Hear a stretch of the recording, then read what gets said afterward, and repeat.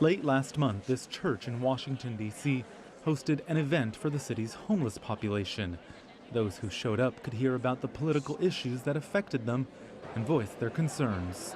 When you are homeless, you have a really clear analysis of how power works. So a lot of homelessness people obviously are paying attention to national politics, but are very engaged in local politics because they know all change happens locally. People like Eric Sheptok.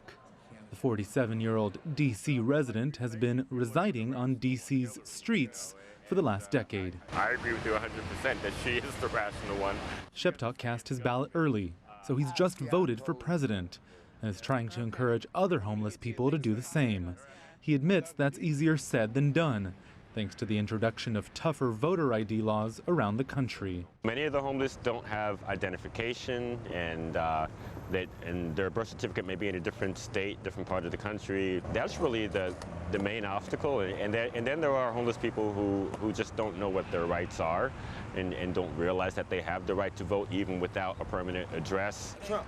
Huh? I'm voting for Trump. Well, you want to talk about why?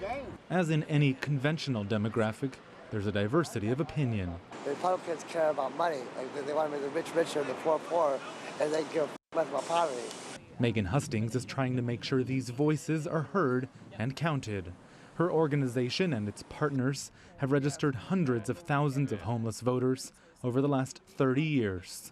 We have this very strong sense of civil rights and especially of voting. You know, we are a democracy and everyone can vote. In practice, that's not how it works. Folks are disenfranchised because they can't access polls. They don't have the resources available to learn about what the candidates are talking about, even to reach the candidates in a lot of cases.